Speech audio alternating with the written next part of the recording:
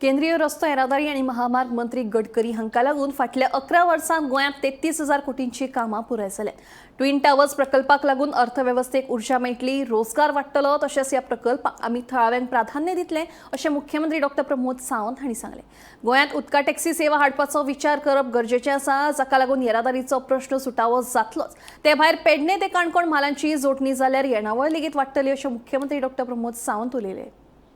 आतापर्यंत गोंयांत जे इन्फ्रास्ट्रक्चर प्रोजेक्ट दिले ताजी जर हांव फक्त नॅशनल हायवेज आनी रोड हाजे सांगता, म्हणजे पत्रादेवी पासून ते पोळ्या पर्यंत आनी मोल्या पासून ते परत आसा तशें दाबोळी पर्यंत आनी ताज्या भितरले सगळे रस्ते हांव आनी केरी पासून आता तोय रस्तो धांवपाचो आसा, Belgaum is connecting again to the Sanquelim, okay, तोय रस्तो ऑलरेडी इन पायपलायन आसा।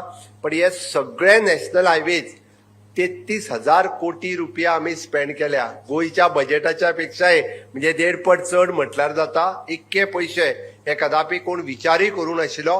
फक्त आणि फक्त 2014 पासून ते 2025 पर्यंत 11 वर्षाच्या कार्यकाळात 33,000 कोटी रुपया हे गोंयाक तांच्यांनी दिल्ले आसा।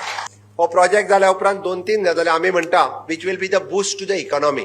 तुम्ही मुद्दामून पळयात, आसपास रावपी परिसरात रावपी सगळ्यांच्या इकॉनॉमिक बूस्ट दिवपी आसतलो, हांगासल्यो इकॉनॉमिक एक्टिविटी वाडटल्यो, एम्प्लॉयमेंट वाडटले, टॅक्सी आसतल्यो, बोट आसतल्यो, थंयसले एम्प्लॉयमेंट जनरेशन जे आसा पळय न्ही हे पुराय जातले। आणि परत एकदा म्हणजे ही सगळी एम्प्लॉयमेंट जनरेशन जी आसा आनी एम्प्लॉयमेंट हांगा लागतले तितके लोकल आनी हांगासल्याच लोकांक ते प्रिफरन्स दितले, हेय त्यांच्याकडे कंडिशन्स आसा 100%। म्हणजे ताज्याय खातीर ते आमकां खूब बऱ्या पद्धतीची मदत जातली।